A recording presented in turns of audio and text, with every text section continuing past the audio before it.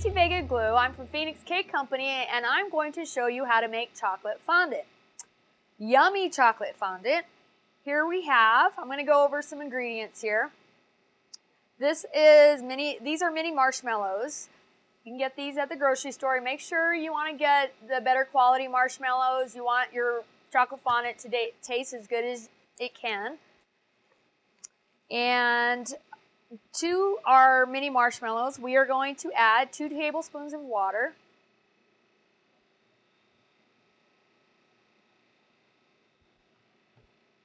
And to make this yummy chocolate, we are going to add, before we add it to here, I'm going to make like a chocolate paste. It's almost like a chocolate fudge base to this. Well, not quite yet. We're going to mix this first. So this is actually 9 tablespoons of cocoa powder. It doesn't need to be Dutch processed. You can use any kind of baking unsweetened cocoa powder. So to this, I'm going to add, this is 9 tablespoons of cocoa powder, and we are going to add 2 tablespoons of vegetable oil. And what we're doing here is we're going to create a type of a paste. This is actually going to add lots of chocolate flavor to your fondant. It's going to make it nice and yummy. So you want to get this thoroughly mixed.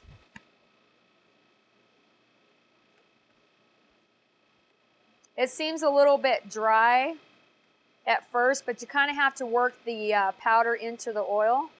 Okay, this is a little bit dry, so I'm going to add a little bit more oil to this. We're going to keep mixing.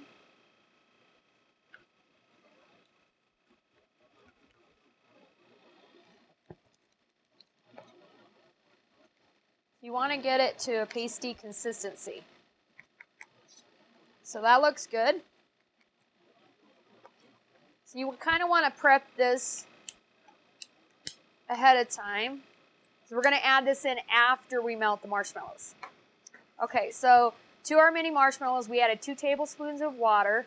We are also going to add half a cup of semi-sweet chocolate chips. You're going to mix this all in. Hopefully, you have a bowl that's big enough so you don't have marshmallows flying out.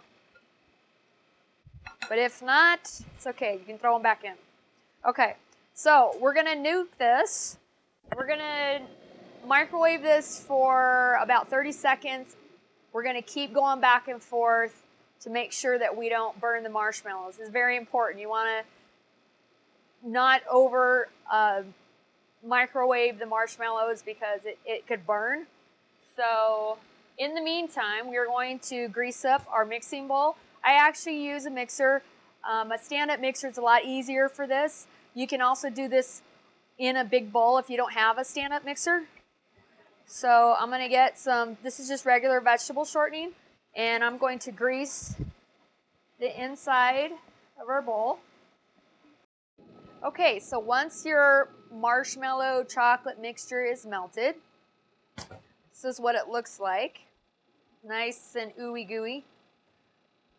All right, so to this, we're going to add, I do this to add more chocolate flavor to your chocolate fondant. This is instant espresso powder. And this is 1 level tablespoon of espresso powder. And I'm going to add about probably half a teaspoon of water to this. I don't really want to get it too runny. Just kind of want it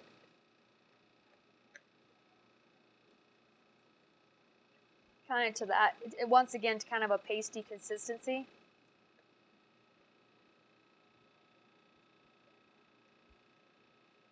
Okay, so once you have it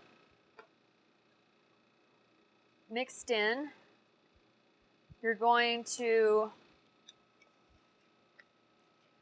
mix this in to your melted chocolate fondant, or your marshmallow, I should say. And to this, we're also going to add that fudge base that we made earlier. the pasty fudge base. All of this is adding all that nice chocolate flavor to it. So it's very important that this step is done. Okay. So once that's in, you want to mix that together.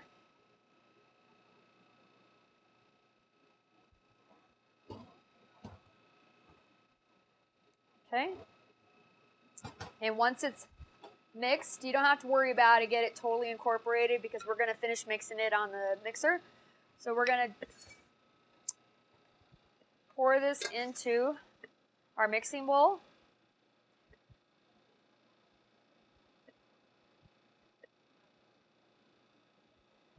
Try to get all of it out.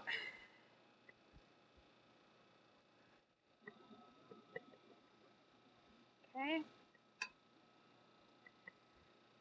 Definitely want to soak that in hot water for a while in order to get all this yummy goodness out. Because if you leave this out for a while, it's very difficult to wash out. So you want to soak that in water. Okay, so once you have your melted chocolate marshmallow mixture in your bowl, you're going to add, this is sifted powdered sugar. Like I said, this is about approximately 2 pounds, about 7 to 8 cups. We may or may not use it all, depending on where you live. Some places are very humid. You might need to use more or less, so you're going to have to feel this out. So we're going to add 3 cups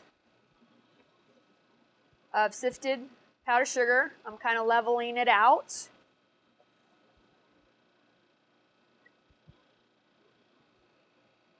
And to that, we're going to add a half a cup of cocoa powder, unsweetened cocoa powder. Okay? Okay, so we're going to get this on the mixer. And okay, so once it's on your mixer, I actually use a dough hook. I grease it pretty good with vegetable shortening. You can use a paddle too, but sometimes the dough hook, because this is going to get very stiff, it's easier to use a dough hook. So we're going to put it on. We're going to start at a low temperature. So you want to start it out slowly. As you see that it's starting to incorporate, you want to gradually start adding the rest of your powdered sugar.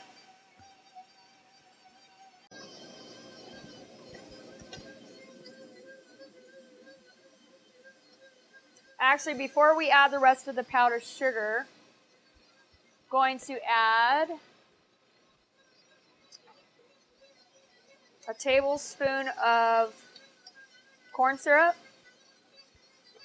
This is going to help with pliability and add some stretch to your fondant. Okay, so we're going to keep mixing this. If it's a little bit dry, you can add a tiny bit of water. And we're going to add some more powdered sugar.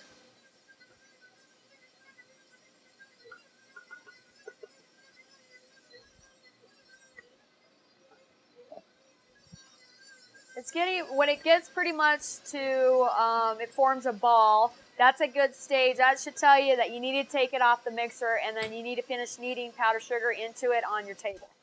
So that's about where it's at right now. So we're going to go ahead and take it off. Okay, so once we've put our fondant on our counter, we're just going to knead this. And you're going to keep kneading until, and at this point, you really need it.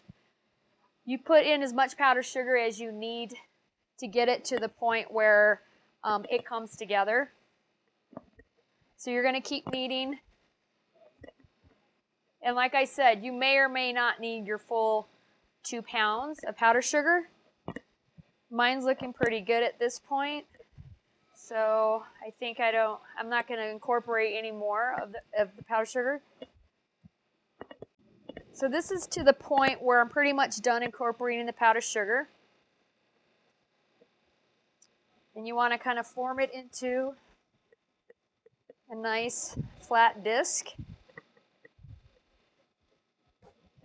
Get some plastic wrap. You're going to wrap this You're going to put this in a plastic freezer bag. Make sure you get all the air out. Now the fondant can last a week or two at room temperature. If you're not going to use it right away, you want to keep in the fridge. You can keep it in the fridge for about a month. Just make sure and bring it to room temp before you're actually going to use it. It's very economical, tastes great. And once it's at this stage, you do actually want to let it sit for a couple hours before you use it, or overnight. It makes it a lot easier for you to roll it out. But you want to definitely rework it before you roll it out. And just kneading it again with your hands will soften up the fondant. So that's how to make chocolate fondant. I'm Christy Vega-Gluch. Please visit our website for more inspirational pictures and ideas, phoenixcakecompany.com. Thank you for watching.